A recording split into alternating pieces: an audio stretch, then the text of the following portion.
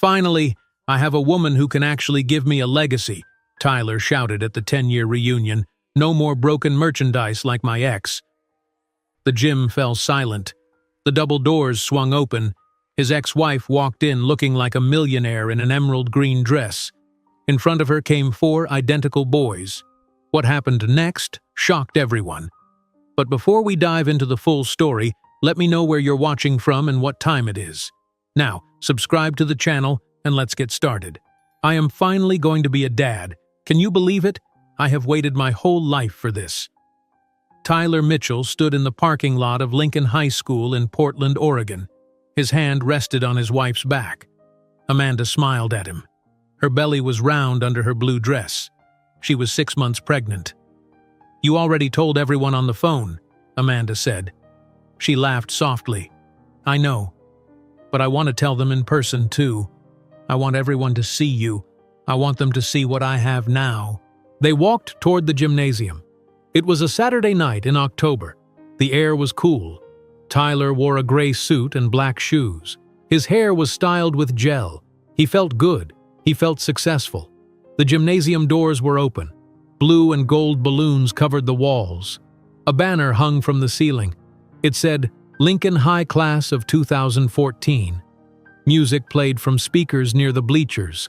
About 50 people stood in groups talking and laughing. Some held plastic cups of champagne. Others ate small sandwiches from tables covered with white cloth. "Tyler!" A man walked toward them. He was tall, with red hair. His name was Jason. He and Tyler played football together in high school. "Jason!" Tyler shook his hand hard. "This is my wife, Amanda." "Nice to meet you," Jason said. He smiled at Amanda. "Congratulations on the baby." "Thank you," Amanda said. "We are so excited," Tyler said. His voice was loud. "I am going to be a dad, finally, after all these years." Jason nodded. "That is great, man. Really great." More people walked over. Tyler introduced Amanda to everyone. He told them about the baby. He showed them ultrasound pictures on his phone. The pictures were black and white and blurry. People said nice things. They patted Tyler on the back. They hugged Amanda. Tyler walked to the table near the bleachers. He picked up a plastic cup of champagne. He drank it quickly. The bubbles made his throat burn a little. He grabbed another cup. "Slow down," Amanda said quietly. She touched his arm. "I am fine. I am just happy." Tyler kissed her cheek. The music got louder. People danced. Others stood in circles and talked about their lives. Tyler moved from group to group. Amanda followed him. She smiled politely. Her feet hurt. She wanted to sit down, but Tyler kept walking. He kept talking. "Did you hear my news?" Tyler said to a woman named Jennifer. She used to sit behind him in math class. "I am going to be a father. Amanda is pregnant. 6 months now." "That is wonderful," Jennifer said. "I always wanted kids," Tyler said. His words were a little louder now. The champagne was working. "I always knew I would be a great dad. It just took me some time to find the right woman." Jennifer looked uncomfortable. She looked at Amanda. Amanda smiled, but her eyes looked tired. Tyler moved to another group. There were about 10 people standing near the center of the gym. Tyler knew most of them. He started talking before anyone asked. "You all remember Sarah, right? My ex-wife?" The group got quiet. A few people nodded. One man looked at the floor. "Well, Sarah and I were married for 5 years. 5 years. And you know what? She could not give me kids. We tried. We really tried. But nothing happened." "Tyler, maybe we should—" Amanda started to speak, but Tyler kept going. "I wanted to be a father more than anything, and she just could not do it. She was broken. That is the truth. Broken merchandise." 2 women in the group looked at each other. Their faces showed shock. One man stepped back. "So I left her. I had to. What was I supposed to do? Waste my whole life?" Tyler laughed. It was not a happy laugh. It was loud and sharp. "Then I met Amanda, and guess what? She got pregnant right away. Right away. Because she is a real woman. She works. She is not defective. Amanda's face turned red. She looked down at her belly. Her hands shook a little. The gymnasium became very quiet. The music still played, but people stopped talking. They stopped dancing. Some people stared at Tyler. Others looked at the floor. Nobody laughed. "Tyler, stop," Jason said. His voice was firm. "You should not talk like that." "Why not? It is the truth," Tyler said. He drank more champagne. Then a sound came from the back of the gymnasium. The double doors opened. They made a loud noise. Everyone turned to look. A woman walked inside. She wore an emerald green dress. It fit her body perfectly. Her brown hair was styled in soft waves. Diamond earrings caught the light. Her green eyes were calm and clear. She walked slowly. Her head was high. Her shoulders were back.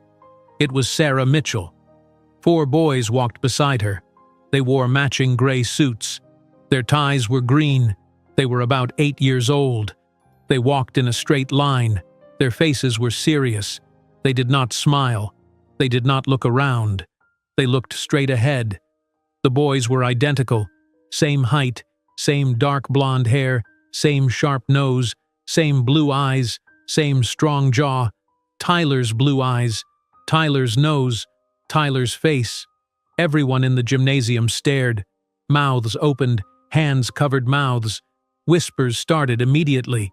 Phones came out of pockets. People pointed. Tyler saw her. He saw them. His face went completely white. The color drained from his skin in seconds. His hand opened. The plastic cup of champagne fell to the floor. It bounced once and spilled. "Who are those boys?" Amanda whispered. Her voice cracked. "Tyler, who are they? Why do they look like you?" Tyler could not answer. His mouth opened, but no sound came out. His hands started to shake. His breathing got fast. Sarah walked slowly across the gymnasium floor. Her high heels made small, clicking sounds. The 4 boys stayed close to her. 1 boy held her hand. The others walked in formation. Their faces were blank. They did not look scared. They looked strong. The entire gymnasium watched. Nobody spoke. The music still played, but it seemed far away. All eyes were on Sarah and the 4 boys. All eyes were on Tyler. Sarah walked closer. 10 feet away from Tyler, she stopped. The boys stopped with her. They stood perfectly still. They did not move. They did not fidget. They stood like soldiers. Sarah looked directly into Tyler's eyes. She did not blink. She did not smile. She did not cry. Her face was calm. Her voice was steady when she finally spoke. "Hello, Tyler." Tyler's mouth moved, but no words came out. His throat felt closed. His heart pounded so hard he could feel it in his ears. Amanda grabbed his arm. Her fingers dug into his suit jacket. "Tyler, who are they?" Amanda asked again. Her voice was louder now. "Tell me who those boys are." He could not answer. He could not look away from the 4 identical faces staring at him. The boys did not move. They stood close to Sarah. 1 boy held her hand tightly. Another boy stood with his arms at his sides. The 3rd boy had his chin up. The 4th boy looked directly at Tyler without blinking. Sarah took a breath. She looked around the gymnasium. Everyone was watching her. The room was completely silent. Even the music seemed quieter now. "I need to tell everyone something," Sarah said. Her voice was calm. It was clear. Everyone could hear her. 2 years ago, Tyler filed for divorce. We were married for 5 years. He told me he wanted children more than anything in the world. Tyler's legs felt weak. He wanted to run. He wanted to disappear, but he could not move. "We tried to have a baby," Sarah continued. "We tried for 3 years. I went to doctors on Martin Luther King Jr. Boulevard here in Portland. I took medications. I did everything they told me to do, but I did not get pregnant quickly." Tyler became angry. He stopped talking to me. He stopped looking at me. He told me I was useless. A woman near the front gasped. Someone else shook their head. "He told me I wasted his time," Sarah said. "He said I was broken. He said he could not stay married to someone who could not give him children. so he filed for divorce. 2 weeks after the divorce papers were signed, Tyler started dating Amanda. Amanda made a small sound. Her hand went to her mouth. 3 months later, Tyler married Amanda. Sarah said, "I saw the photos on Facebook. I saw them on Instagram. I saw Tyler smiling in his tuxedo. I saw Amanda in her white dress. It hurt. It hurt more than I can explain." Tyler finally found his voice. "Sarah, I am not finished," Sarah said. She did not raise her voice. She did not yell, but her words cut through the air. Tyler stopped talking. "1 month after I saw those wedding photos, I felt sick," Sarah said. "I felt tired all the time. I thought it was stress, but my sister Rachel told me to go to the doctor, so I went. The doctor did blood tests. Then he did an ultrasound." The gymnasium was so quiet Tyler could hear people breathing. "The doctor told me I was pregnant," Sarah said, "but not with one baby. I was pregnant with 4 babies, quadruplets, 4 identical boys." The room exploded with noise. People gasped. People started talking all at once. Someone said, "Oh my God," very loudly. Jason took a step back from Tyler. His face showed shock. "I was in shock," Sarah said. "I could not believe it. I tried to call Tyler, but he blocked my number. I called 5 times. Every call went straight to a message that said the number was not available." Tyler's face burned. He remembered blocking her number. He remembered feeling annoyed when she tried to call. He did not want to deal with his ex-wife. He wanted to move on. "So I sent emails," Sarah said. "I sent emails to the address Tyler used for work. I sent 1 email every week for 2 months, 8 emails total. I told him I needed to talk to him. I told him it was important. I told him it was about something that happened during our marriage." "I did not," Tyler started. "You deleted them," Sarah said. "You deleted every single one without reading them. I know you did." Tyler's stomach twisted. She was right. He saw her name in his inbox. He deleted the emails immediately. He did not want to read anything from her. "Then I sent letters," Sarah said. "I sent 3 letters to your real estate office on Broadway Street. I put them in envelopes. I wrote your name on the front. I mailed them with stamps." A man in the back of the gym pulled out his phone. He started recording. Then another person did the same. Then another. Soon 5 people held up phones pointed at Sarah and Tyler. "I even went to your office building," Sarah said. "It was a Tuesday morning in January. I was 3 months pregnant. My belly was not showing yet. I walked into the lobby, but the security guard stopped me. He said Tyler Mitchell left instructions that Sarah Mitchell was not allowed inside. He told me to leave or he would call the police." Amanda's hand dropped from her mouth. She stared at Tyler. Her eyes were wide. Tears started to fall down her cheeks. "Tyler, is that true?" Amanda whispered. "Did you really do that?" Tyler could not look at her. His face was hot. His hands were shaking. He knew everyone was staring at him. He knew everyone could see the truth on his face. "By then, I saw that Amanda was pregnant too," Sarah said. "I saw the announcement on social media. I realized Tyler moved on completely. He did not want to hear from me. He did not care what I had to say. So I made a decision. I decided to raise my 4 sons alone. I decided I would not beg Tyler to be a father. I would do it myself." One of the boys, the tallest one, squeezed Sarah's hand. She looked down at him. She gave him a small smile. Then she looked back at Tyler. "I worked 3 jobs while I was pregnant," Sarah said. "I worked at a coffee shop in the morning. I did freelance marketing from home in the afternoon. I worked at a restaurant at night on weekends. My sister Rachel moved here from Eugene to help me. She gave up her job. She gave up her apartment. She came here to support me." Jennifer, the woman Tyler talked to earlier, had tears in her eyes. She looked at Sarah with respect. "After the boys were born, I started a marketing business from my living room," Sarah said. "Rachel watched the boys during the day. I worked. At night, I took care of the babies while Rachel slept.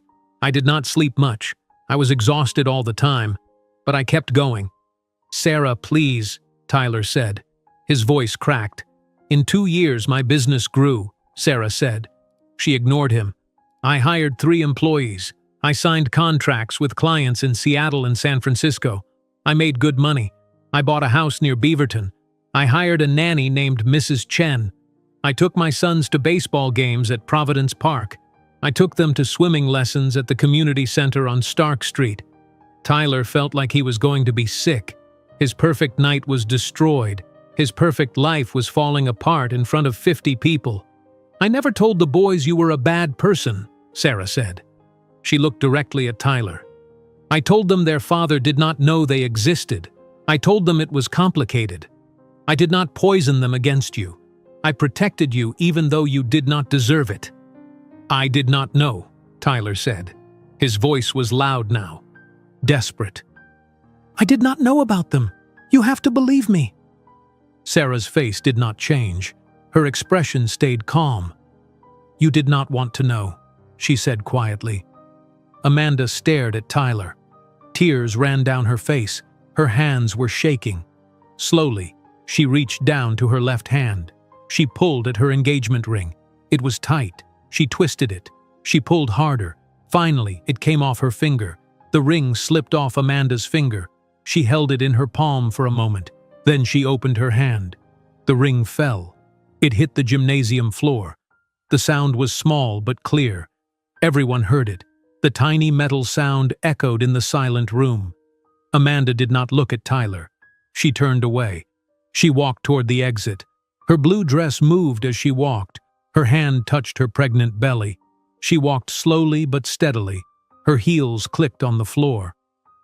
"Amanda, wait," Tyler said. He reached out his hand, but she did not stop. She did not turn around. She kept walking. People stepped aside to let her pass. Nobody tried to stop her. Nobody said anything to her. They just watched. The gymnasium doors opened. Amanda walked through them. The doors closed behind her. She was gone. Tyler stood frozen. His arm was still extended. His mouth was open. He looked at the doors. Then he looked at the ring on the floor. It sat there alone, small and gold. He did not pick it up. Sarah watched him. Her face showed nothing. No anger, no satisfaction, no sadness, just calm. "After the boys were born, everything changed," Sarah said. She continued her story. Her voice was steady. "I had 4 newborn babies. They cried all the time. They needed to eat every 3 hours. I did not sleep for more than 2 hours at a time for 6 months." The 4 boys stood quietly beside her. The tallest one still held her hand. The others stood with their hands at their sides. They looked at the people staring at them. Their faces were serious. "Rachel helped me every single day," Sarah said. "She changed diapers, she made bottles, she did laundry. Without her, I could not have survived, but I also had to work. Babies are expensive. 4 babies are very expensive." A woman near the bleachers wiped her eyes. She was crying. "I started taking freelance marketing clients," Sarah said. "I worked on my laptop while the boys napped. I worked after Rachel went to bed. I sent emails at 2 in the morning. I made phone calls during the boys' feeding time. I did whatever I had to do." Tyler's best friend Jason was standing 3 feet away from him. Jason took a step back, then another step. He shook his head slowly. "I cannot believe this," Jason said. His voice was not loud, but people nearby heard him. "Tyler, how could you do this?" Tyler looked at Jason. "I did not know. I swear I did not know." "You blocked her," Jason said. "You deleted her emails. You told security to keep her out. You knew she was trying to reach you. You just did not care." "That is not fair," Tyler said. "Not fair?" Jason's voice got louder. "You abandoned 4 kids, your own sons. You did not even give her a chance to tell you, and now you are standing here acting like you are the victim?" People started nodding. Someone said, "He is right," loud enough for everyone to hear. Jason looked at Sarah. "I am sorry," he said to her. "I am sorry he did this to you." Then Jason looked back at Tyler. "I cannot support someone who abandons his children," Jason said. I cannot be your friend anymore." Jason walked away. He walked to the other side of the gymnasium. He stood with a different group of people who were not near Tyler. Tyler felt his chest tighten. He looked around. Other people were stepping away from him too. They moved slowly. They created space between themselves and Tyler. Nobody wanted to stand next to him. Sarah kept talking. "My business grew faster than I expected," she said. "I was good at marketing. I understood how to help small businesses. Word spread. I got more clients. After 1 year, I hired my first employee. Her name was Jennifer Cho. After another year, I hired 2 more people." The boy standing on Sarah's right looked up at her. He had Tyler's blue eyes and Tyler's nose. He was 8 years old, but he stood like he was older, strong, confident. "I signed a contract with a tech company in Seattle," Sarah said. "Then I signed another contract with a retail company in San Francisco. The money was good, very good. I bought a house near Beaverton with 4 bedrooms and a backyard. The boys each have their own space. We have a swing set. We have a dog named Copper." Tyler felt like he was underwater. Everything sounded far away. He saw people's mouths moving, but he could barely hear them. His perfect night was destroyed. His perfect life was a lie. Near the bleachers, an older woman stood watching. She had gray hair and brown eyes. She wore a dark purple dress. Her hand covered her mouth. Her eyes were wide. She stared at the 4 boys. It was Linda Mitchell, Tyler's mother. Linda took a step forward, then another. She walked slowly toward Sarah and the boys. Her eyes stayed on the boys' faces. She looked at each one carefully. Her hand dropped from her mouth. Tears started falling down her cheeks. "Oh my God," Linda whispered. "They look exactly like Tyler." Sarah turned to look at Linda. The 2 women had not seen each other since the divorce. Sarah's face stayed calm. She did not smile. She did not frown. She just waited. "They look exactly like Tyler did when he was 8 years old," Linda said. Her voice shook. "The same eyes, the same nose, the same mouth. I have photos at home. These boys look identical to those photos." Linda walked closer. She stopped a few feet away. She looked at Sarah. "I did not know," Linda said. "Sarah, I swear I did not know. Tyler never told me. I never knew you tried to contact him. I never knew you were pregnant. I never knew these boys existed." Sarah nodded slowly. "I know," she said quietly. "This is not your fault." "Can I?" Linda's voice broke. She wiped her eyes. "Can I meet them? Can I meet my grandsons?" The gymnasium was completely silent. Everyone watched. Phones were still recording. This moment would be on social media in minutes. It would spread across Portland, then across Oregon, then across the country. Sarah looked down at her 4 sons. "This is Linda," she said to them. "She is your father's mother. That makes her your grandmother."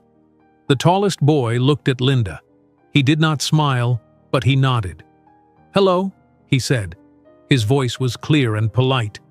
"Hello," Linda said. Fresh tears came. "What is your name?" "Mason," the boy said. "These are my brothers, Ethan, Lucas, and Noah." Linda covered her mouth again. She cried harder. "I am so sorry," she said. "I am so sorry I was not there. I am so sorry I missed 8 years of your lives." Sarah put her hand on Mason's shoulder. "It is not your fault," she said to Linda. "You did not know." Tyler watched his mother cry. He watched her look at his sons he did not know existed until 10 minutes ago, sons who were 8 years old, sons who had lives and personalities and favorite foods and favorite games, sons who did not know him. Tyler finally found words. They came out loud and sharp. "This is not fair," he shouted. Everyone turned to look at him. Sarah turned slowly. Her green eyes met his blue eyes. Tyler's face was red. His fists were clenched. "You should have tried harder," he yelled. "You should have done more to tell me. You should have—" Sarah laughed. It was not a happy laugh. It was not warm. It was cold and empty and bitter. The sound made people uncomfortable. Some people looked away. Sarah's laugh stopped. The sound cut off suddenly. The gymnasium went quiet again. Sarah looked at Tyler. Her eyes were steady. Her voice was calm when she spoke. "I should have tried harder," Sarah said. "I did try, Tyler. I tried everything." Tyler opened his mouth, but Sarah kept talking. "I sent you emails," Sarah said. "I sent one email every single week for 2 months. That is 8 emails total. I sent them to your work address, the address you gave to clients, the address on your business cards." Tyler's face changed. The red color started to fade. His eyes moved to the side. He was remembering something. "I wrote clear subject lines," Sarah said. "I wrote important and please read and we need to talk. I kept the messages short.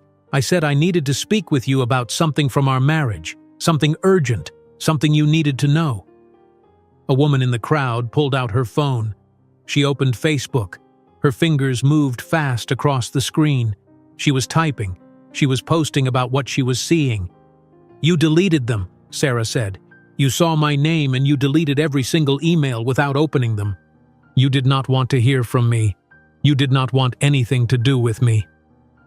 Tyler's hands dropped to his sides. His face went pale. She was right. He remembered now. He remembered seeing her name in his inbox. He remembered feeling annoyed. He remembered clicking delete every single time.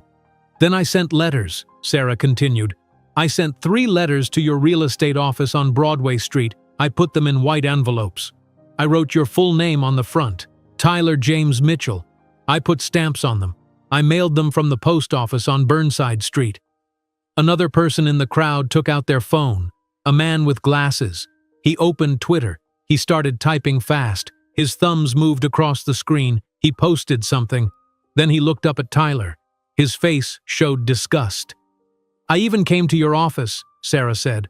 Her voice stayed level, calm, clear. "It was a Tuesday morning in January. I remember because it was raining. I wore a black coat. I was 3 months pregnant with your 4 sons. My belly was not showing yet. Nobody could tell I was pregnant." Tyler's breathing got faster. He remembered that day. He remembered telling the security guard something. His stomach twisted. "I walked into the lobby of your office building," Sarah said. "I told the security guard I needed to see you. I gave him my name. He looked at his computer. Then he looked at me. He said Tyler Mitchell left specific instructions. Sarah Mitchell was not allowed inside the building. If I tried to come in, he would call the police." The gymnasium erupted with noise. People gasped. People started talking all at once. Someone said, "No way," very loudly. Someone else said, "That is cruel." A group of women near the back shook their heads. Tyler's face went from pale to red. He knew. He remembered exactly what he did. He remembered sitting at his desk. He remembered calling building security. He remembered telling them to keep his ex-wife away from him. He said he did not want drama. He said she was bitter about the divorce. He said she might cause a scene. He told them to never let her inside. "Tyler?" A man's voice came from the back of the gymnasium. It was deep and stern. "Is that true? Did you really do that?" Everyone turned to look. An older man stood near the back doors.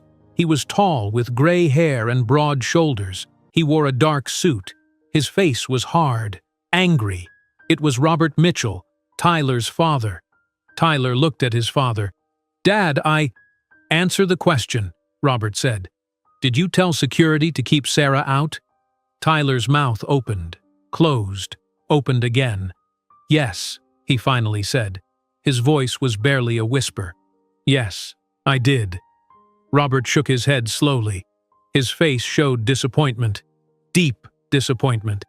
He looked at his son like he did not know him, like Tyler was a stranger. "I am ashamed of you," Robert said. The words were quiet, but everyone heard them. The gymnasium was so silent that even quiet words carried. Robert turned around. He walked out of the gymnasium. The doors closed behind him. He was gone. Tyler felt something break inside his chest. His father left. His father walked away from him. His father was ashamed. More people started moving. A couple near the bleachers walked toward the exit. They did not look at Tyler. They just left. Then another person left. Then another. Then a whole group of 5 people walked out together. Tyler's phone started buzzing in his pocket. Once, twice, 3 times, 4 times. It kept buzzing. Notifications. He pulled it out. The screen was filled with alerts. Facebook notifications, Twitter notifications, Instagram notifications, text messages from numbers he did not recognize. He opened Facebook. His hands shook. There was a post from Michelle Parker. She was at the reunion. She wrote, "Tyler Mitchell just got exposed at our class reunion. His ex-wife showed up with 4 sons he did not know about. 4 8-year-old boys. He blocked her when she tried to tell him. This is insane." The post already had 70 likes, 30 comments. People were sharing it. Tyler opened Twitter. Someone posted, "Real estate agent in Portland abandoned his quadruplet sons. Tyler Mitchell, everyone. Remember that name. Do not do business with this man." That post had been retweeted 50 times already. It was spreading. Fast. "I made a mistake," Tyler said loudly. He looked around the gymnasium, at all the people staring at him. "I made a mistake. I did not know. I should have read the emails. I should have—" "You should have cared," a woman said. Tyler did not know her name. She was someone from his English class 10 years ago. "You should have cared enough to read one email. Just one." "I know," Tyler said. "I know I should have. I am sorry. I am so sorry." "Sorry does not change anything," another voice said. It was Jason, Tyler's best friend, former best friend. "Sorry does not give you back 8 years. Sorry does not make you a father to those boys." Tyler looked at Sarah. She stood with her 4 sons. The boys held hands. They formed a line. Mason held Ethan's hand. Ethan held Lucas's hand. Lucas held Noah's hand. They stood together, united, strong. The boys watched Tyler. Their blue eyes stared at him, eyes that looked exactly like his own eyes. They did not look sad. They did not look angry. They just looked at him, studying him, learning who their father was. Tyler's legs stopped working. His knees bent. He tried to stop it, but he could not. He fell. His knees hit the gymnasium floor. The impact hurt, but he did not care. His hands fell forward. He caught himself. He was on his hands and knees in the middle of the gymnasium floor, in front of 50 people, in front of phones recording him, in front of his mother, in front of his sons, in front of Sarah. Tyler started crying. Tears fell from Tyler's face onto the gymnasium floor. His shoulders shook. His breathing came in short gasps. His expensive gray suit was wrinkled now, his hands pressed flat against the floor. He looked up at Sarah through blurred eyes. "I am sorry," Tyler said. His voice broke. "I am so sorry. I was cruel. I was stupid. I threw everything away." Sarah looked down at him. She did not move closer. She did not reach out her hand. She just stood there. Her 4 sons stood beside her. They watched their father cry. Their faces did not change. They did not look sad for him. They did not look happy about his pain. They just watched. "I did not know," Tyler said again. Please believe me. I did not know I had sons. I would have—" "You would have what?" Sarah's voice cut through his words. It was not loud. It was not soft. It was steady. "You would have done the right thing? You would have been there? Tyler, you had chances, multiple chances. You chose to ignore every single one." Tyler put his head down. More tears fell. His whole body shook. "Apologies are just words," Sarah said. "Words are easy. Words do not mean anything without action. You said words to me for 5 years during our marriage. You said you loved me. You said we would have a family together. You said you would support me. Then you called me broken. You called me defective. You threw me away." People in the gymnasium stood frozen. Nobody moved. Everyone watched. Phones still recorded. This moment was being captured. It would live forever on the internet. If you want to be part of their lives, Sarah said, you have to prove you have changed, not with words, with action. You have to show up. You have to do the work. You have to respect me. You have to respect them. You have to earn their trust. Tyler looked up again. He looked at the 4 boys. Mason, the tallest, stared back at him. Ethan stood quietly with his hands in his pockets. Lucas looked at the floor. Noah's eyes were wet, but no tears fell. "Please," Tyler whispered, "please let me try. I want to be their father. I want to know them." "They do not know you," Sarah said. "They do not need you. They have lived 8 years without you. They have a good life. They have love. They have stability. They have everything they need." The words hit Tyler harder than a punch. His sons did not need him. They were fine without him. Better than fine. They were happy. Tyler reached out his hand toward the boys. "I am your father," he said. None of the boys moved. They stayed close to Sarah. Mason's hand tightened around Ethan's hand. Ethan's hand tightened around Lucas's hand. Lucas's hand tightened around Noah's hand. They were a chain, connected, united. They did not break apart to go to Tyler. "You are not their father," Sarah said quietly. "You are the man who gave them DNA. Being a father means being there. It means showing up every day. It means caring about doctor appointments and school projects and bad dreams. You have done none of that." Tyler's hand dropped. He stayed on his knees. He had nothing to say. She was right. He was not their father. He was a stranger to them. Sarah looked down at her sons. "It is time to go," she said softly. The boys nodded. They turned away from Tyler. Sarah took Mason's hand and Noah's hand. The 4 boys stayed connected. They walked toward the gymnasium exit. Their matching gray suits moved together. Their green ties caught the light. They walked with their heads up, strong, confident. They did not look back at Tyler. Linda, Tyler's mother, stepped forward quickly. "Sarah, wait," she called out. Sarah stopped. She turned around. The boys turned with her. Linda walked over to them. Her eyes were still wet from crying. "Can I have your phone number?" Linda asked. "I want to see the boys. I want to know my grandsons. Please."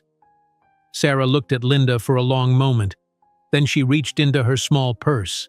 She pulled out a pen and a receipt. She wrote numbers on the back of the receipt. She handed it to Linda. "You can call me," Sarah said. "The boys deserve to know their grandmother." "Thank you," Linda whispered. "Thank you so much." Sarah nodded. Then she turned again. She walked out of the gymnasium with her 4 sons. The doors opened. They walked through. The doors closed behind them. They were gone. Tyler was still on his knees. Linda looked down at him. Her face showed sadness. Not sympathy, just sadness. She shook her head slowly. "How could you?" Linda asked. "How could you do this?" "Mom, I raised you better than this," Linda said. "I taught you to be responsible. I taught you to be kind. I taught you to treat people with respect, and you threw it all away." Linda walked away from him. She walked toward the exit. She left her son on the floor. She did not help him up. She did not comfort him. She just left. The gymnasium was emptying now. People walked past Tyler. They stepped around him. They did not look at him. They did not speak to him. They acted like he was not there. A group of women walked by. One of them said, "Disgusting," loud enough for Tyler to hear. Another woman said, "Those poor boys." A man Tyler used to play football with walked past. The man looked at Tyler. His face showed contempt. He shook his head and kept walking. Jason stood near the bleachers. He watched Tyler for a moment. Then he walked over. He stopped a few feet away. He did not kneel down. He did not offer his hand. He just stood there looking down. "You need to figure out what kind of man you want to be," Jason said. His voice was flat. "Because right now you are the kind of man who abandons his children. You are the kind of man who blocks his ex-wife when she needs to tell him something important. You are the kind of man who calls the mother of his children broken merchandise in front of 30 people. Jason, please. I cannot be your friend anymore, Jason said. I have kids, 2 daughters. I could never do what you did. I could never respect someone who did what you did. Jason walked away. His footsteps echoed in the nearly empty gymnasium. The doors opened. He left. The doors closed. Tyler was alone now. Almost everyone was gone. A janitor stood near the back putting away chairs. The music had stopped playing. The balloons and banners looked sad now. The reunion was over. Tyler's phone buzzed again, and again, and again. He pulled it out of his pocket. His hands still shook. The screen was filled with notifications, hundreds of them. He opened Facebook. The post from Michelle Parker now had 300 likes, over 100 comments. He scrolled through the comments. What a terrible person. I hope his business fails. Those poor boys grew up without a father because of him. Sarah is a hero for raising 4 kids alone. Tyler Mitchell is a deadbeat dad. He opened Instagram. Someone posted a video. It was him, on his knees, crying. The caption said, Tyler Mitchell crying after finding out he has 4 sons he abandoned. This is what karma looks like. The video had 5,000 views already, 700 comments. He did not read them. He could not. He opened Twitter. His name was trending in Portland. Tyler Mitchell appeared in the trending topics. He clicked on it. Dozens of posts appeared. People posting videos, people posting opinions, people posting his business information, his real estate company, his office address, his work phone number. Someone created a hashtag. Deadbeat Tyler. It was already being used. People were posting under it, sharing the story. The story was spreading beyond Portland, beyond Oregon. It was going national. Tyler put his phone in his pocket. He could not look anymore. He pushed himself up off the floor. His knees hurt. His legs felt weak. He stood there alone in the middle of the empty gymnasium. He walked slowly toward the exit. His feet felt heavy. Each step took effort. He pushed open the doors. The cool October air hit his face. The parking lot was almost empty now. Most people had left. Tyler walked to his car, a silver sedan. He unlocked it. He got inside. He sat in the driver's seat. He put his hands on the steering wheel. He stared straight ahead. He needed to go home. He needed to see Amanda. He needed to explain. He needed to fix this. Tyler started the car. He drove out of the parking lot. He drove through the streets of Portland. The streets were dark. Streetlights glowed orange. He turned onto his street. He lived in a nice apartment building downtown. He parked in his assigned spot. He took the elevator to the 5th floor. He walked down the hallway. He reached his door, apartment 512. He unlocked it. He pushed it open.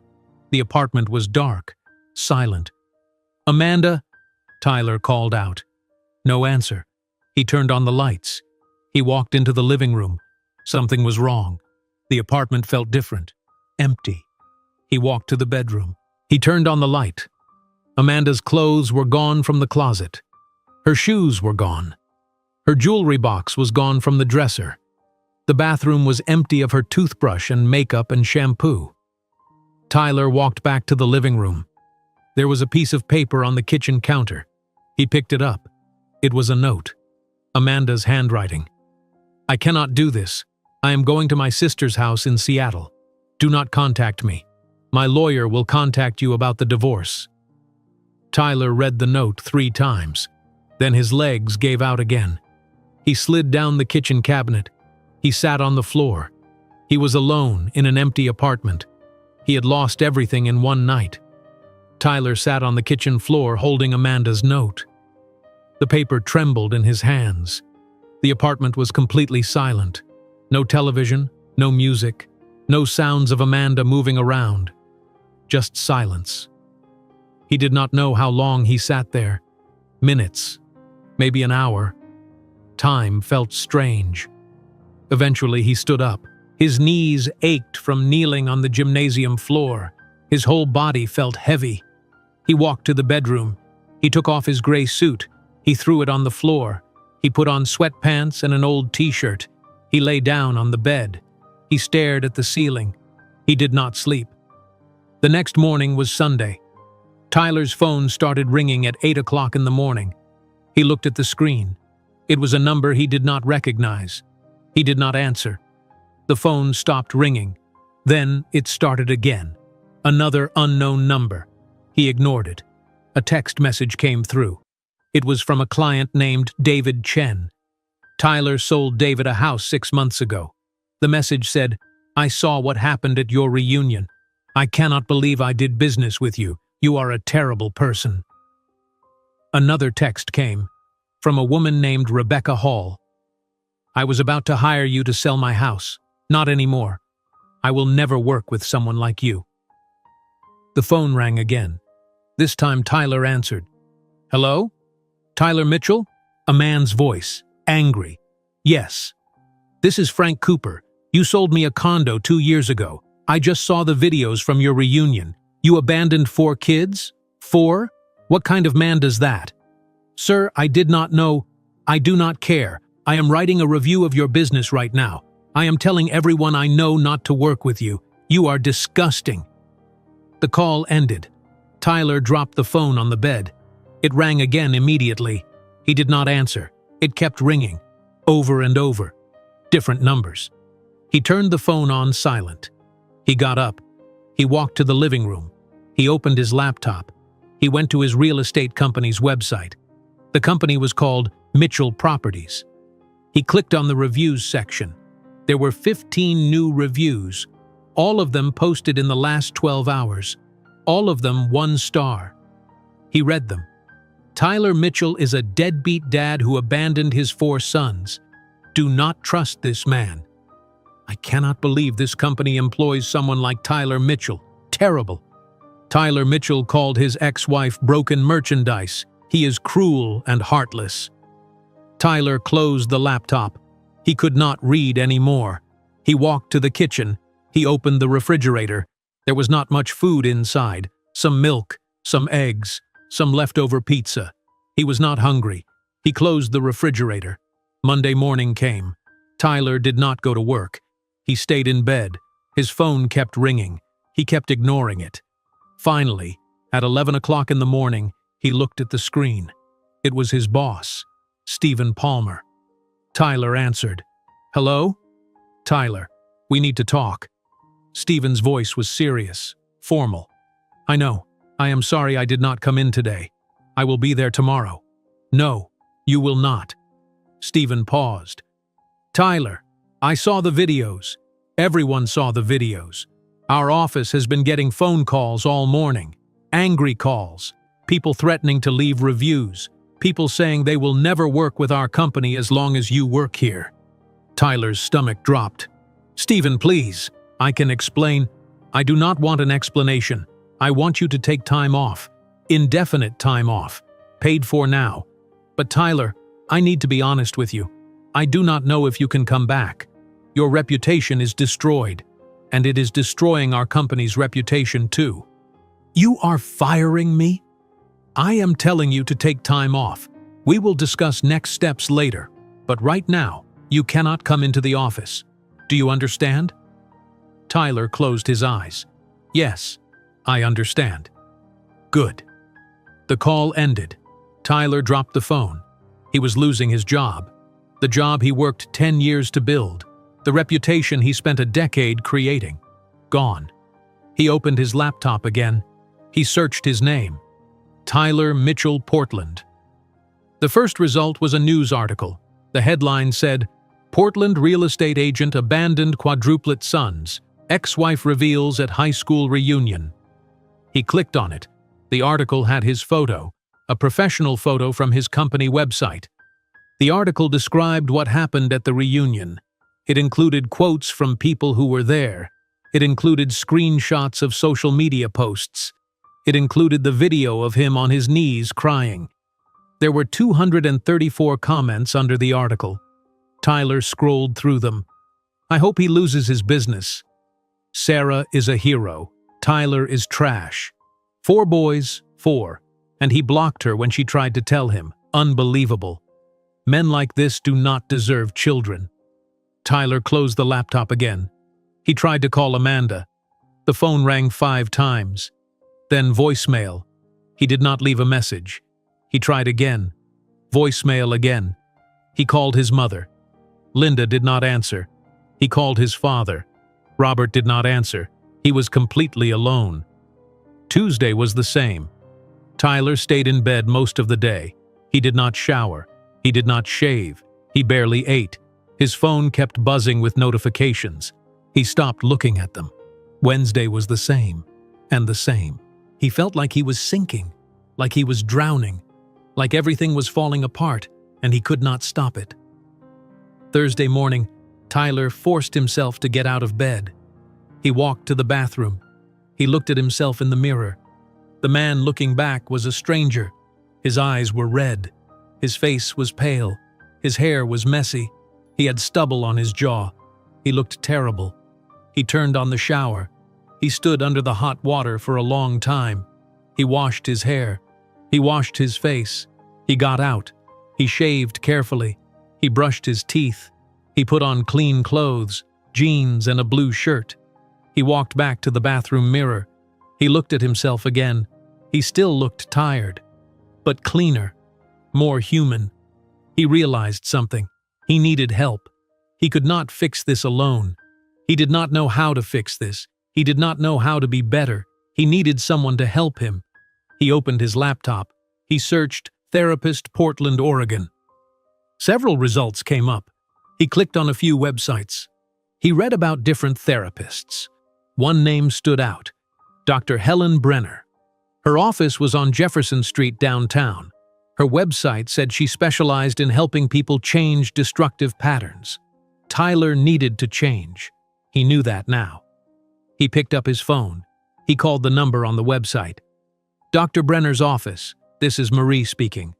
Hi, my name is Tyler Mitchell. I need to make an appointment with Dr. Brenner as soon as possible. Let me check her schedule. She has an opening tomorrow at 2 o'clock in the afternoon. Does that work? Yes, that works. Great, I will put you down. The office is on Jefferson Street, Suite 300. There is parking in the back. Thank you. Tyler hung up. He had an appointment. Tomorrow at 2 o'clock in the afternoon. He would go. He would talk to someone. He would try to figure out how to fix his life. The next day, Tyler drove to Dr. Brenner's office. The building was made of red brick. It had 3 floors. He parked in the back. He took the elevator to the 3rd floor. He found Suite 300. He walked inside. The waiting room was small. There were 4 chairs, a small table with magazines. Soft music played from a speaker. A woman sat behind a desk. She had short brown hair and glasses. Tyler Mitchell? She asked. Yes. Dr. Brenner will be with you in just a moment. Please have a seat. Tyler sat down. He looked at the magazines. He did not pick one up. He just waited. His hands were sweating. His heart beat fast. He was nervous. A door opened. A woman stepped out. She was in her 50s with gray hair pulled back in a bun. She wore glasses and a gray sweater. She smiled kindly. Tyler, I am Dr. Helen Brenner. Come on in. Tyler stood up.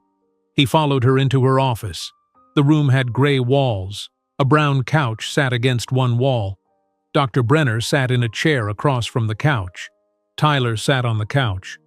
So, Dr. Brenner said, tell me what brought you here. Tyler took a breath. Then he started talking. He told her everything. About Sarah, about the divorce, about blocking her number, about Amanda, about the reunion, about the 4 boys, about everything falling apart. He talked for an hour. He cried. His voice broke multiple times, but he kept talking. Dr. Brenner listened. She did not interrupt. She did not judge. She just listened. When Tyler finished, she was quiet for a moment. Tyler, she said gently, the fact that you are here is important. Recognizing your mistakes is the first step. But words mean nothing without action. What do you want? Tyler wiped his eyes. I want to meet my sons. I want to be a father.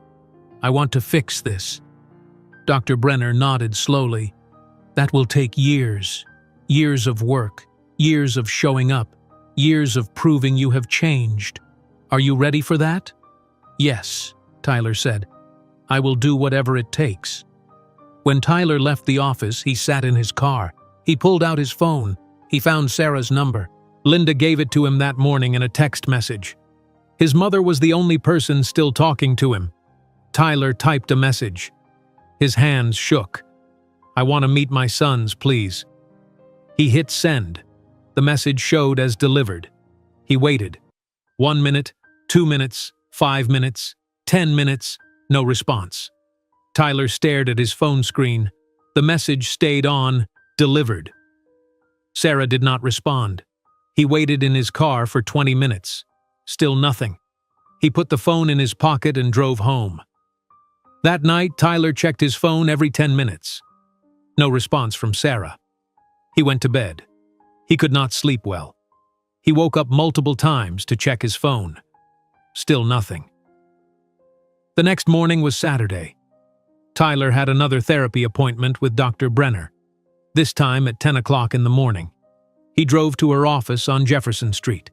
He walked into the waiting room. Marie smiled at him from behind the desk. Good morning, Tyler. Go ahead in. Dr. Brenner is ready for you. Tyler walked into the office. He sat on the brown couch. Dr. Brenner sat across from him with a notebook.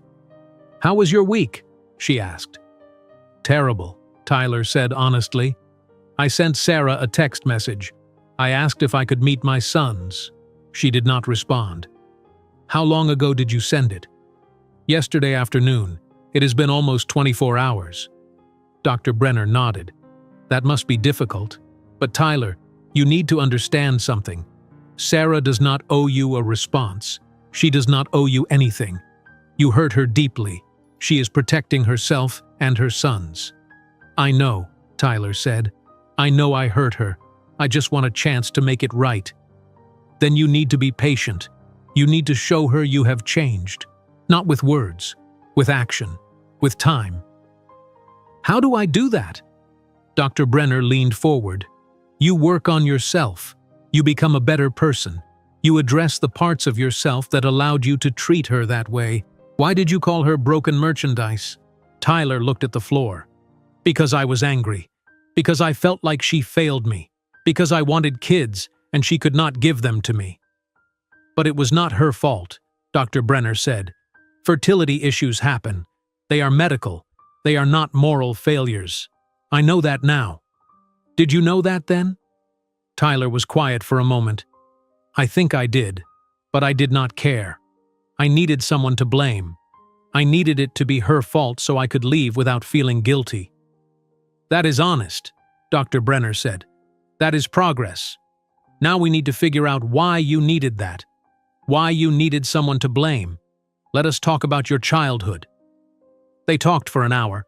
Tyler talked about growing up, about his father Robert who worked all the time, about his mother Linda who tried to keep the family together, about feeling like he always needed to be successful, like he always needed to prove himself. When the session ended, Dr. Brenner gave Tyler homework. I want you to stop drinking alcohol completely. Can you do that? I do not drink that much. You had champagne at the reunion, you have wine with dinner, you have beer on weekends. I want you to stop, completely. Alcohol makes it easier to avoid your feelings. You need to feel your feelings right now. Tyler nodded. Okay, I will stop. And I want you to start exercising. Physical activity helps mental health.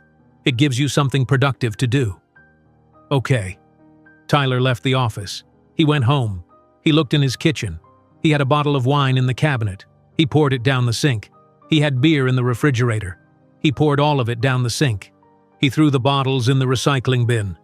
The next day was Sunday. Tyler woke up early. He put on running shoes and shorts. He had not exercised in months, maybe a year. He walked outside. The morning air was cold. It was late October in Portland. The leaves on the trees were orange and yellow. Tyler started running. He made it 2 blocks before he had to stop. He bent over. His lungs burned. He was out of shape. But he kept going. He walked for a while. Then he ran again. He made it around 4 blocks total. It was not much, but it was something. He went home. He showered. He made eggs for breakfast. He sat at his kitchen table. His phone sat next to his plate. Still no response from Sarah.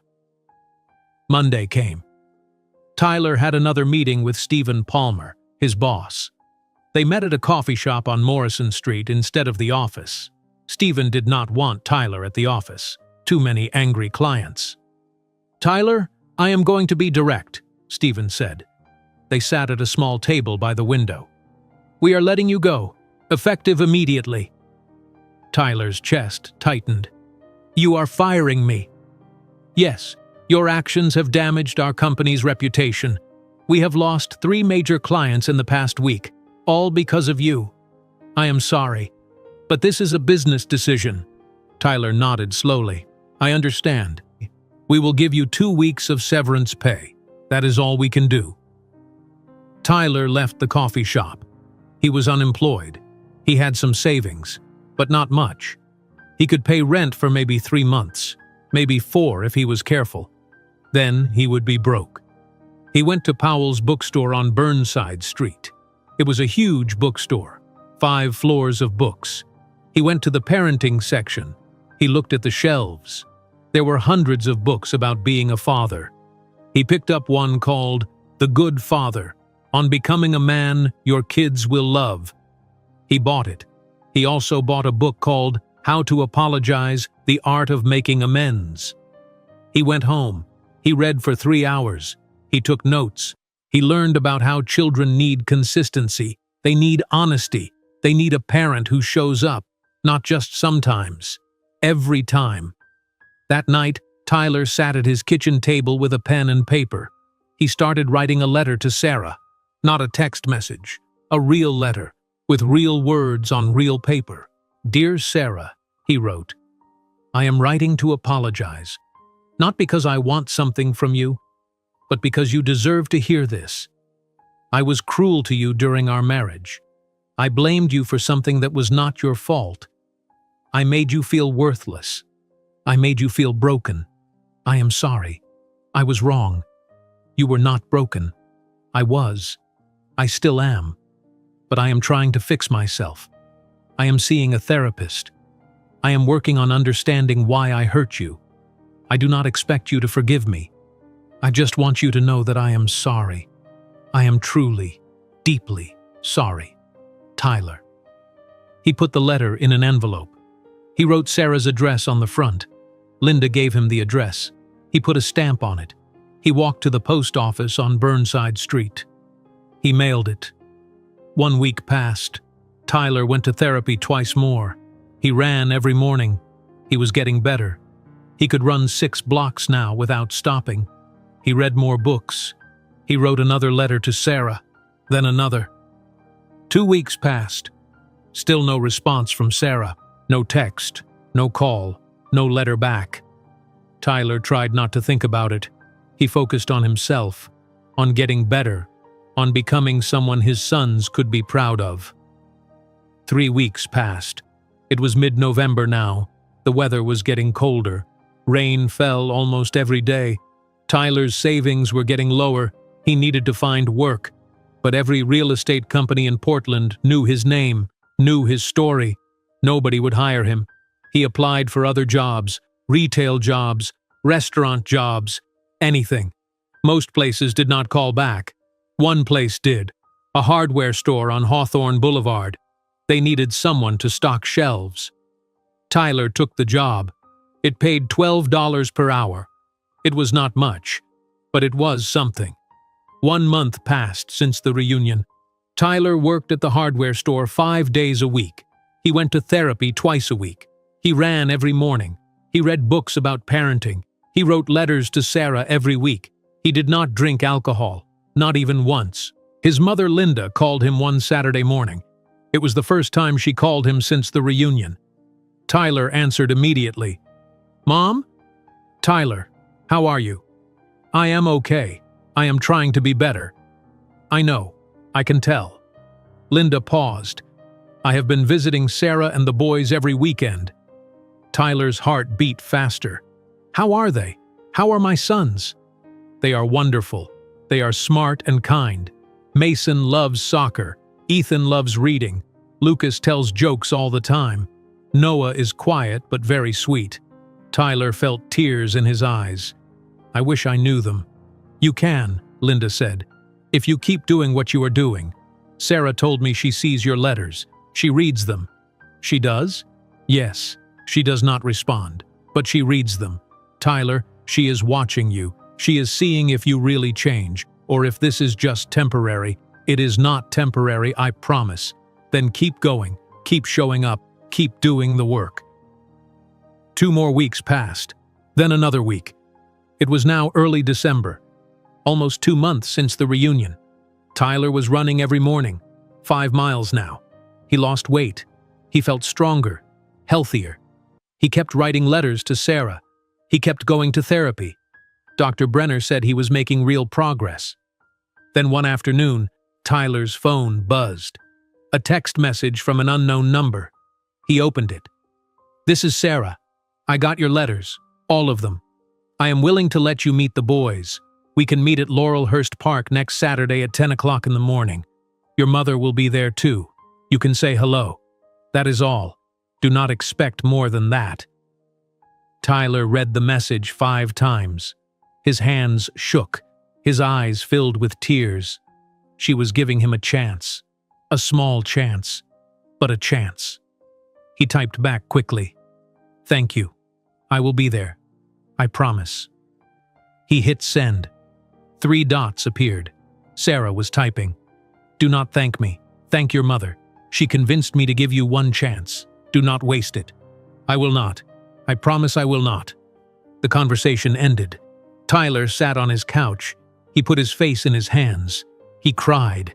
But this time they were not tears of shame. They were tears of hope.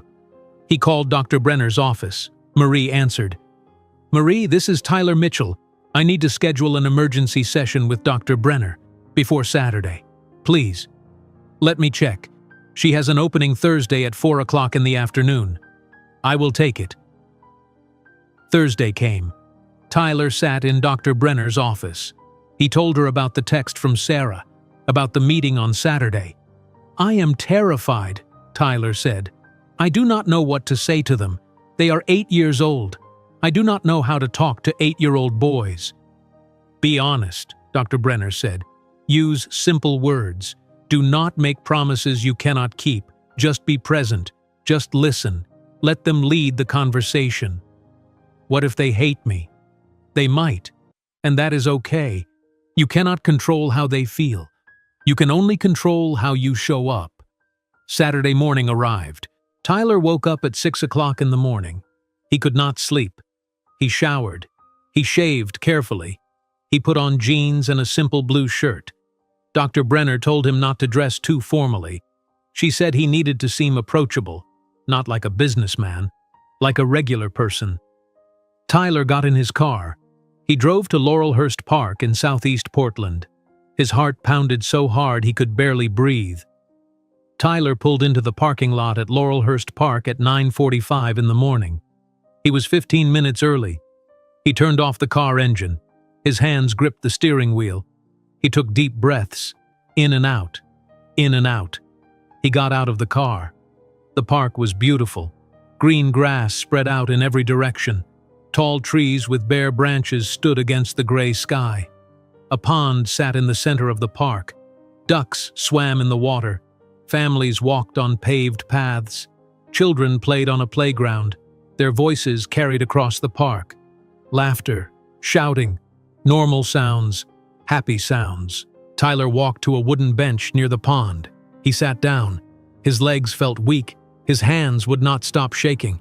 He put them in his lap. He tried to keep them still. It did not work. He looked down at his clothes, jeans and a simple blue shirt. Nothing fancy. Dr. Brenner was right. He needed to look normal, approachable, not like he was trying too hard. A duck walked out of the pond. It waddled across the grass toward Tyler. It looked at him. Tyler looked back. The duck quacked once. Then it turned around and went back to the water. Tyler checked his phone. 9:52 in the morning.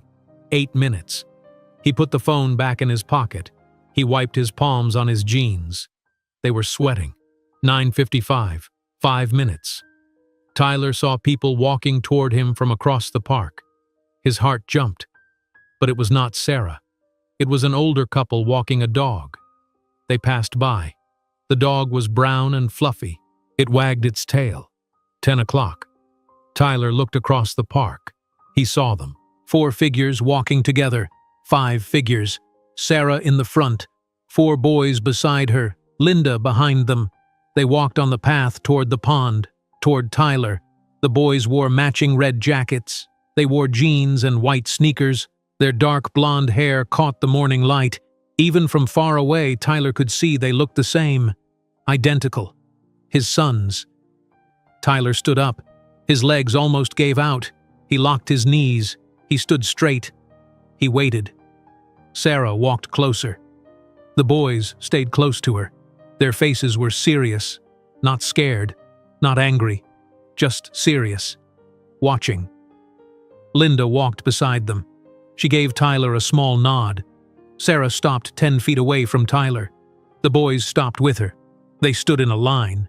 The tallest one stood on the left, then the others in descending order of height. Or maybe it was just random. Tyler could not tell. They looked so similar. "Boys," Sarah said. Her voice was calm and clear. "This is Tyler Mitchell.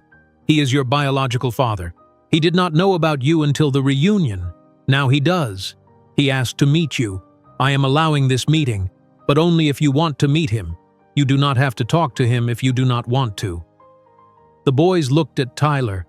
4 pairs of blue eyes.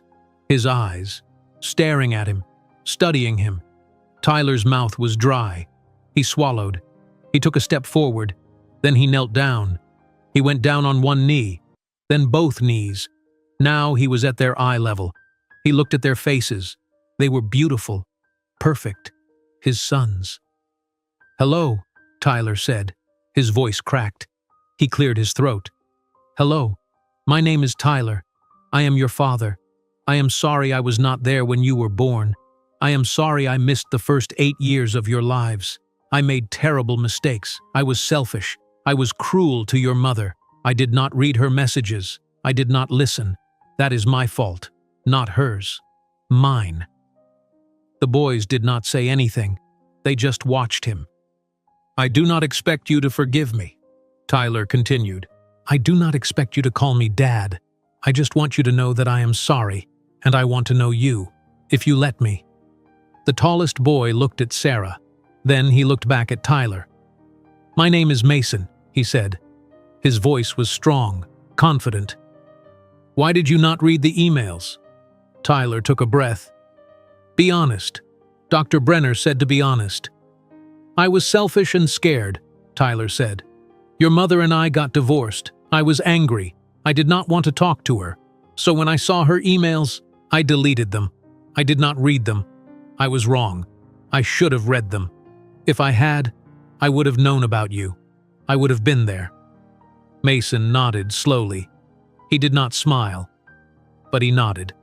Another boy stepped forward slightly. He was quieter. His eyes looked thoughtful. "I am Ethan," he said softly. "Do you want to know us now?" "Yes," Tyler said immediately. "Yes, more than anything. I want to know you. I want to know all of you. I want to be part of your lives. If you let me." A third boy looked at Tyler. This one had a small smile, like he was trying not to laugh. "I am Lucas," he said. "Do you like soccer?" Tyler smiled for the first time. "I do," he said. "I used to play in high school. I was not very good, but I liked it." Lucas's smile got bigger. "We play soccer, all of us. We are on a team, the Portland Panthers. We practice on Tuesdays and Thursdays." "That sounds great," Tyler said. The fourth boy did not say anything. He stood behind Sarah. He held onto the back of her jacket. He looked at Tyler, but he did not speak. His eyes were wet, but no tears fell. Sarah put her hand on the boy's shoulder.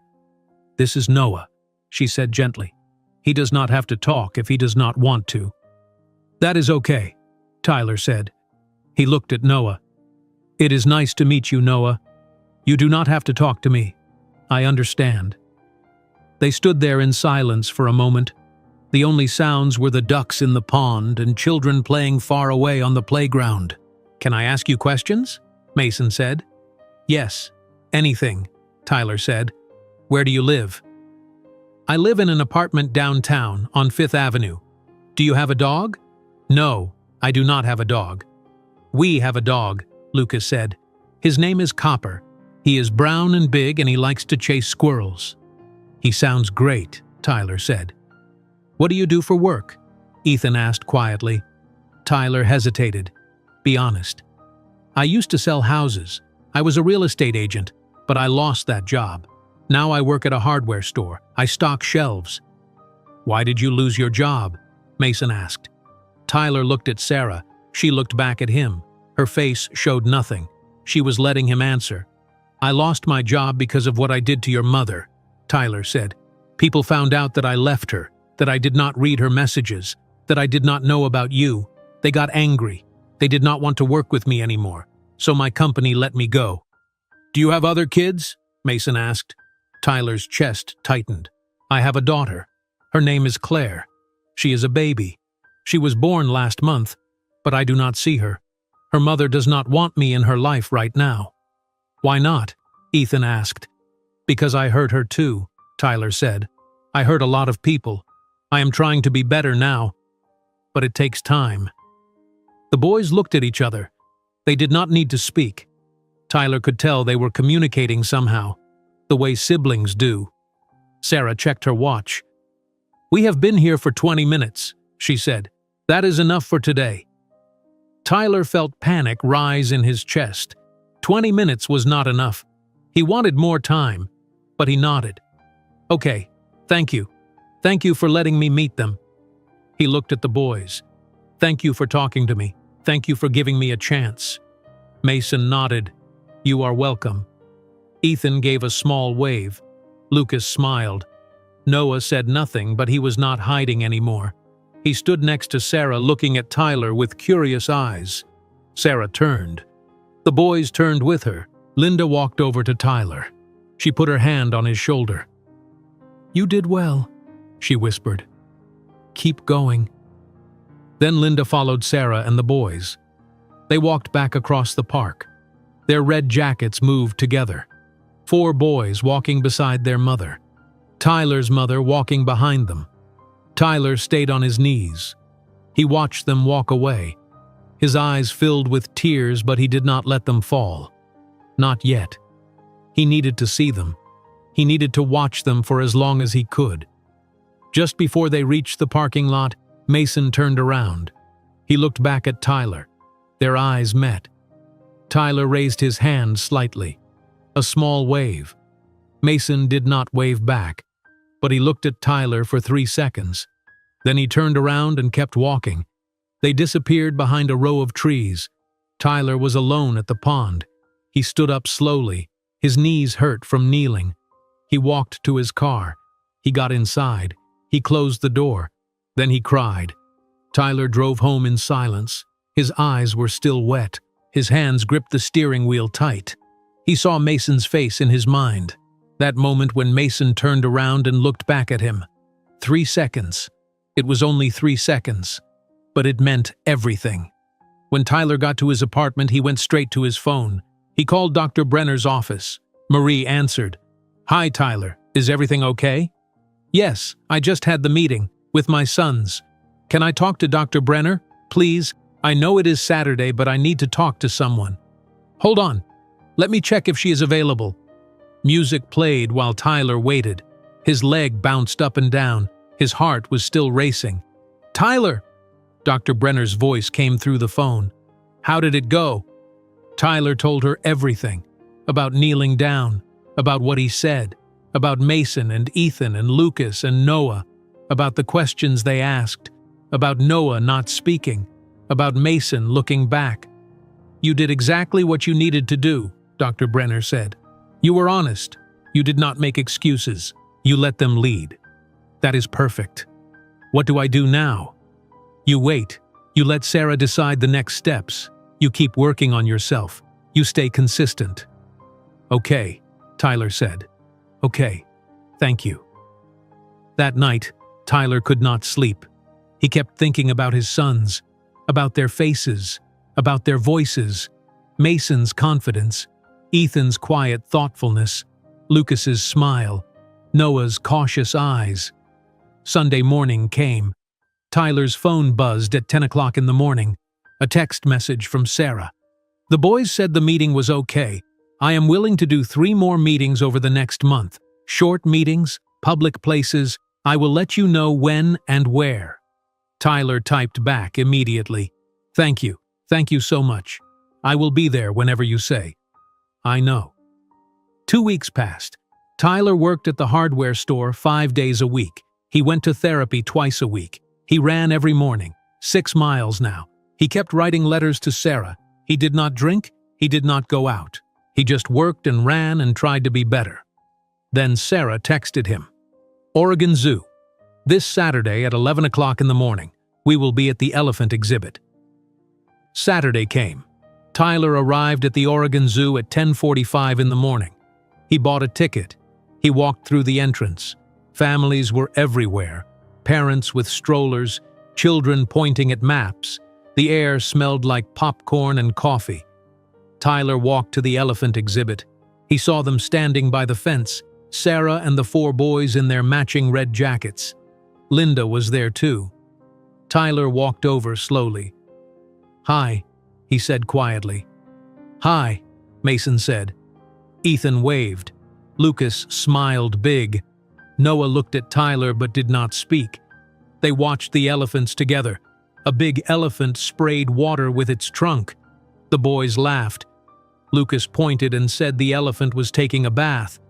Tyler stood next to them, not too close, just near enough to be part of the group. Elephants are smart, Ethan said. They remember things for their whole lives. I did not know that, Tyler said. They also have families, Ethan continued. The whole herd takes care of the babies, not just the mother. Tyler nodded. He understood what Ethan was really saying. Families take care of each other. Everyone helps. They walked to the lions, then to the penguins. The boys talked to each other. Sometimes they talked to Tyler. They asked him questions. Easy questions. What is your favorite animal? Do you like the zoo? Have you been here before? Tyler answered honestly. He did not try too hard. He just existed with them, near them. The visit lasted 1 hour. Then Sarah said it was time to go. Tyler thanked her. He thanked the boys. Mason nodded. Ethan said, "See you next time." Lucas waved. Noah looked at Tyler for a moment. Then he looked away. 2 more weeks passed. Sarah texted again. Pizza restaurant on Hawthorne Boulevard. Saturday at 12 o'clock in the afternoon. Luigi's Pizza. Saturday came. Tyler arrived at Luigi's Pizza at 11:50 in the morning. The restaurant was small with red checkered tablecloths. It smelled like cheese and tomato sauce. Sarah and the boys were already sitting at a table. Linda sat with them. There was an empty chair. Tyler sat down. They ordered pizza. 2 large pizzas, 1 pepperoni, 1 cheese. The boys talked and laughed while they waited. Lucas told jokes. Why did the scarecrow win an award? Lucas asked. Why? Tyler said. Because he was outstanding in his field. Tyler laughed. It was a real laugh, the first real laugh he had in months. Lucas smiled proud. He liked making people laugh. The pizza came. They ate together. Mason told Tyler about their soccer team. They had a game next week. Ethan talked about a book he was reading about space, about planets and stars. Tyler listened. He asked questions. He did not talk about himself unless they asked. Noah ate his pizza quietly. He sat next to Sarah, but he did not hide behind her anymore. He looked at Tyler a few times. His eyes were not scared, just curious. After an hour, Sarah said it was time to go. Tyler paid for the pizza. Sarah did not argue. They left the restaurant together. Tyler walked them to their car, a blue minivan. The boys climbed inside. Sarah got in the driver's seat. "Thank you," Tyler said. Sarah nodded. She closed the door. They drove away. 2 more weeks passed. It was now late December, almost Christmas. Sarah texted Tyler again. "Powell's bookstore, Saturday at 2 o'clock in the afternoon. We will be in the children's section." Saturday came. Tyler arrived at Powell's bookstore at 1:50 in the afternoon. He walked to the children's section on the 3rd floor. Sarah and the boys were looking at books. Linda was there. Tyler walked over. "Hi," he said. The boys turned around. "Hi, Tyler," Mason said. Ethan smiled. Lucas ran over with a book. "Look at this book about dinosaurs." Tyler looked at the book. It had pictures of huge dinosaurs: Tyrannosaurus rex, Triceratops, Stegosaurus. Lucas pointed at each one and said their names. He knew them all. Ethan showed Tyler a book about the solar system. "This one has pictures from NASA," Ethan said. "Real pictures from space telescopes." "That is amazing," Tyler said. They walked through the aisles of books. The boys picked out books. Tyler offered to buy them books. Sarah hesitated, but then she nodded. "1 book each," she said to the boys. Mason picked a book about soccer players. Ethan picked the space book. Lucas picked the dinosaur book. Noah stood looking at a shelf. He reached for a book. It was about dogs, different breeds of dogs. He held it carefully. "Is that the one you want?" Sarah asked him gently. Noah nodded. They went to the register. Tyler paid, $38 for 4 books. The boys said thank you. Even Noah. He said it very quietly, but he said it. "Thank you." Tyler's heart felt full. Noah spoke to him. 2 words. But 2 words was everything. They left the bookstore. They stood outside on the sidewalk. The air was cold. People walked past carrying shopping bags. Christmas lights hung from the buildings. "Tyler?" Mason said. "Yes?" "Are you going to keep coming? To these meetings?" "Yes," Tyler said firmly. "I will come every time, I promise." Mason looked at his brothers. Then he looked back at Tyler. "Okay, good." That night, Tyler got a phone call. It was his mother, Linda. "Tyler, I have news." "What news?" "Amanda had her baby, a girl. Her name is Claire. She was born 3 days ago." Tyler felt his chest tighten. 3 days ago? Why did nobody tell me?" "Amanda did not want you to know, but I found out through a mutual friend. I thought you should know you have a daughter." Tyler sat down on his couch. He had a daughter, Claire. She was 3 days old, and he did not know. He was not there. "Amanda has full custody," Linda continued.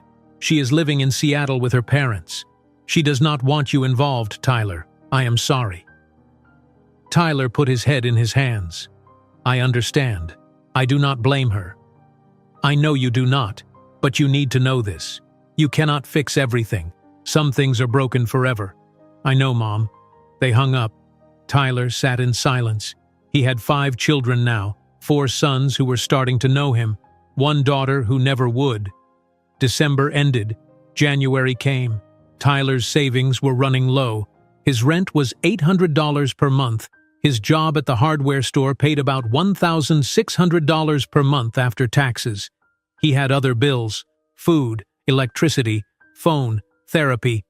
He did not have much left. He moved to a smaller apartment in Northwest Portland.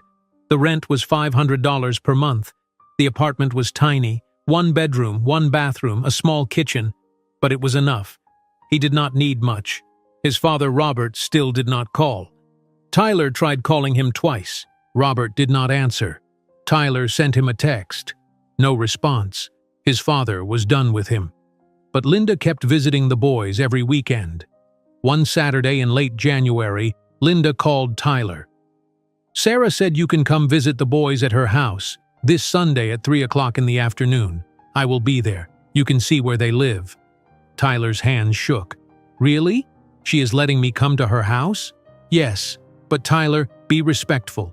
Do not overstay. Do not push. Just be there. I will. I promise." Sunday came. Tyler drove to Beaverton. Sarah's house was on a quiet street with big trees. It was a 2-story house with a blue door and a front porch. Tyler parked on the street. He walked to the door. He knocked. Sarah opened the door. "Come in," she said. Her voice was polite but distant. Tyler walked inside. The house was warm. Pictures hung on the walls, pictures of the boys at different ages, playing soccer, swimming, smiling. A brown dog ran up to Tyler. It wagged its tail. "That is Copper," Sarah said. Tyler petted the dog. Copper licked his hand. The boys ran down the stairs. "Tyler!"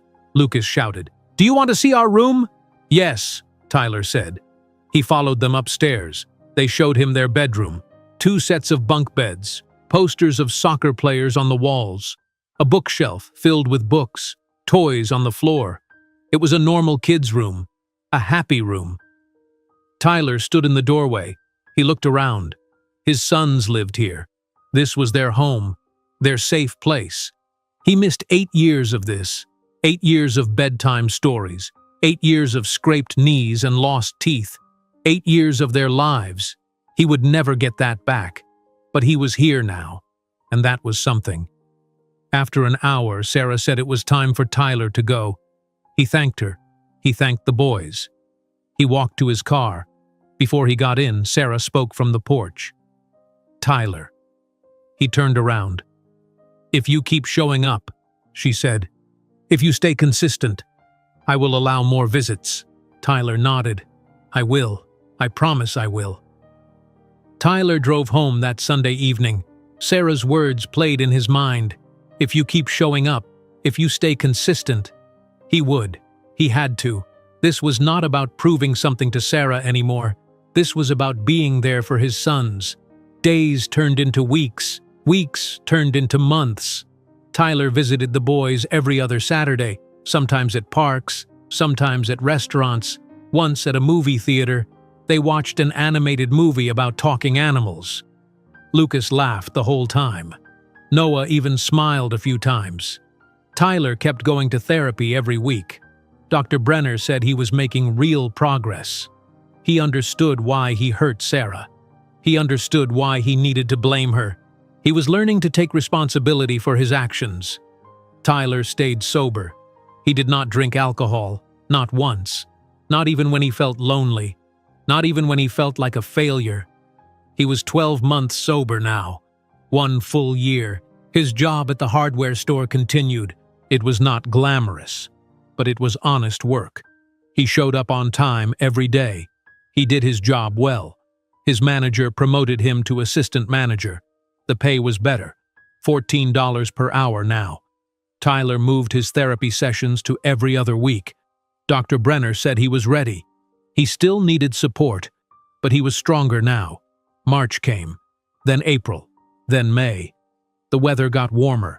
The trees grew green leaves again. Flowers bloomed in parks across Portland. It was almost summer. 1 year had passed since the reunion. 1 full year.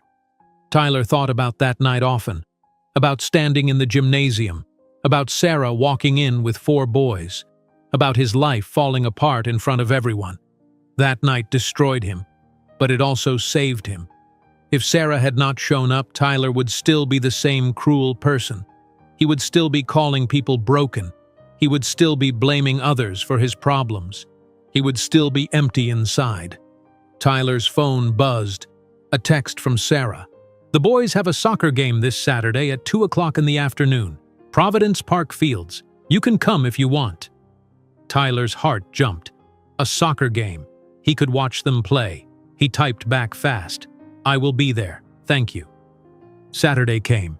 Tyler drove to Providence Park. The soccer fields were behind the main stadium. He parked and walked to the fields. There were 4 games happening at the same time. Kids in different colored uniforms running. Parents sitting in folding chairs. Coaches yelling instructions. Tyler saw Sarah standing near Field 3. Linda was with her. The boys were on the field wearing blue and white uniforms. The Portland Panthers. Their team name was on their jerseys. Tyler walked over. "Hi," he said. Sarah turned. "Hi, you can stand here if you want." Tyler stood next to his mother, not next to Sarah. He gave her space. He always gave her space. The game started. Mason played forward. He was fast. He scored 2 goals. The parents cheered. Tyler cheered too. His voice felt strange, loud, happy. He had not cheered for anything in a long time. Ethan played defense. He was careful and smart. He blocked the other team from scoring 3 times. Lucas played midfield. He made people laugh even during the game. When he fell down, he jumped up and took a bow. Everyone laughed, even the referee. Noah played goalie. He stood in front of the net. His face was serious, focused. A ball came toward him, fast. Noah jumped. He caught it. The parents cheered. Tyler cheered louder than anyone. "Great job, Noah!" Noah looked over. He saw Tyler. He did not smile, but he nodded. A small nod. Tyler saw it. His eyes got wet. Noah acknowledged him. During the game, in front of everyone. The game ended. The Panthers won 4-2. The boys ran over to Sarah. Their faces were red and sweaty. They were happy. "Did you see my goals?" Mason asked. "I did," Sarah said. "You were amazing." "Did you see me block that shot?" Ethan asked. "I saw everything," Sarah said. Lucas spun in a circle. "Did you see me fall?" "That was my best fall yet." Sarah laughed. "You are ridiculous." Noah stood quietly. He looked at Tyler. "Did you see me catch the ball?" Tyler's breath caught. Noah asked him directly. "I did," Tyler said. "You were incredible. That was a hard catch." Noah's face stayed serious, but his eyes looked proud. "Thank you." After the game, Sarah said they were going to Laurelhurst Park, the same park where Tyler first met the boys.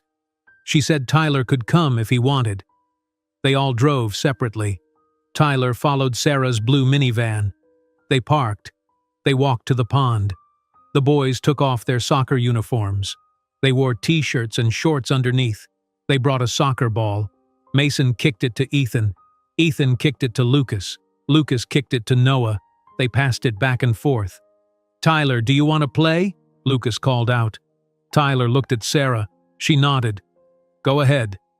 Tyler walked onto the grass. Mason passed him the ball. Tyler kicked it back. It went too far to the left. Mason ran to get it. "You are not very good," Lucas said. But he was smiling. "I know," Tyler said. "I told you I was not good at soccer." "We can teach you," Ethan said. They played for 20 minutes. The boys showed Tyler how to kick properly, how to control the ball, how to pass. Tyler was terrible, but he tried. The boys laughed, but not in a mean way. They laughed because it was fun, because Tyler kept trying even though he was bad. Sarah sat on a wooden bench watching. Linda sat next to her. They talked quietly. Tyler saw Sarah smile, just a small smile, but it was real. After playing soccer, the boys ran to the pond. They wanted to feed the ducks. Linda had bread in her bag. She gave pieces to each boy. They threw the bread into the water. Ducks swam over quickly. They ate the bread. The boys laughed and threw more. Tyler walked over to the bench. He sat down next to Sarah, not too close. He left space between them. "Thank you for letting me come today," Tyler said. Sarah did not look at him. She watched the boys. "They talk about you sometimes." Tyler's heart beat faster. "They do?" "Yes. Mason says you are trying hard. Ethan says you ask good questions. Lucas says you are funny even though you do not mean to be." "What does Noah say?" Sarah was quiet for a moment. "Noah asked me last week if you could help him with his math homework. He is struggling with multiplication. He is too shy to ask you himself." Tyler felt emotion rise in his throat. Noah wanted his help. "I can help him. I am good at math. I can help him whenever he needs it. I will tell him." They sat in silence for a moment. The boys threw bread to the ducks. Their voices carried across the pond. Happy voices, safe voices, loved voices. "Tyler," Sarah said quietly. "Yes?" "The boys are starting to trust you, but trust is fragile. If you disappear, If you stop showing up, it will break them. Do you understand? I understand. I will not disappear. I promise. Sarah finally looked at him. Her green eyes met his blue eyes. You cannot just promise. You have to do it. Every day, every week, every month, for years, maybe forever. I will, Tyler said. I know I cannot change the past. I know I missed 8 years. I know I hurt you. I know I do not deserve forgiveness. But I am here now, and I will stay here. Sarah looked back at the pond. We will see. The sun was getting lower in the sky. The light turned golden. It made everything look warm. The trees, the grass, the water, the boys standing at the edge of the pond throwing bread to ducks. Mason threw a piece of bread far. A duck swam fast to get it. Lucas cheered. Ethan took a picture with a small camera. Noah laughed, an actual laugh. Tyler heard it from the bench. The sound was beautiful. Tyler watched his 4 sons. They did not need him. Sarah raised them well. They had everything: love, stability, family. They were fine without him. But maybe they had room for him now. Maybe if he kept showing up, if he stayed consistent, if he proved he changed. Maybe one day they would call him Dad instead of Tyler. Maybe one day they would trust him completely. Maybe one day they would know he would never leave them again. Or maybe they would not. Maybe they would always keep him at a distance. Maybe Tyler would always be the man who was not there for the first 8 years. The man who abandoned them. The man who hurt their mother. Tyler did not know what the future looked like. He could not control it. He could only control what he did today. And tomorrow. And the day after that. He could show up. He could be present. He could be honest. He could do the work. That was all he could do. The boys walked back from the pond. Their hands were empty. The bread was gone. The ducks swam away looking for more food. Can we come back next week? Lucas asked Sarah. Maybe, Sarah said. Can Tyler come too? Mason asked. Sarah looked at Tyler, then she looked at Mason. If he wants to. I want to, Tyler said immediately. I always want to. The boys nodded. They walked toward the parking lot. Sarah and Linda followed. Tyler walked behind them. He watched his sons. 4 identical boys with his blue eyes and his sharp nose. 4 boys who were growing up. 4 boys who were learning who their father was. Tyler knew he could never undo the past. He knew he hurt people deeply. He knew his relationship with Sarah would never be what it was. She would never love him again. She would never trust him fully. That door was closed forever. But maybe a different door was opening. A door to being a father. Not the father he should have been. Not the father who was there from the beginning. But the father who showed up now. Who stayed. Who tried. Tyler got in his car. He sat in the driver's seat. He watched Sarah's blue minivan pull out of the parking lot. The boys waved from the windows. Tyler waved back. He started his car. He drove home to his small apartment in Northwest Portland. He would go to work Monday morning. He would stack shelves and help customers. He would go to therapy Tuesday afternoon. He would run 6 miles Wednesday morning. He would write a letter to Sarah thanking her for today. He would show up next Saturday to see the boys again. He would do this every week, every month, every year, for as long as it took, for as long as they let him.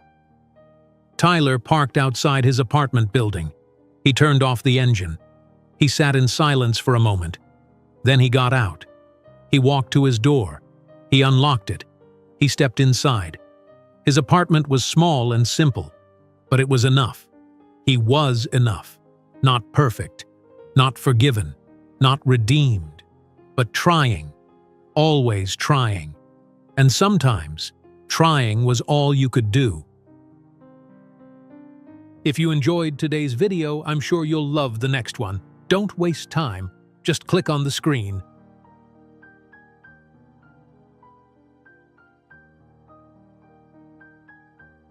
Hey, Thrive Sphere family. If these stories resonate with you and inspire you to believe in the power of resilience and justice, We need your support to keep the momentum going. Hit the subscribe button, join our sphere, and make sure you never miss another empowering story. Like and share. If you enjoyed today's video, hit the like button and share this message of hope and accountability with your network. Turn on notifications. Don't waste time. Click the notification bell so you're always the first to know when a new story drops. Your support helps us continue sharing narratives that spark dialogue, push for change, and show the true meaning of thriving against the odds. Let's keep the conversation going. Subscribe to Thrive Sphere today.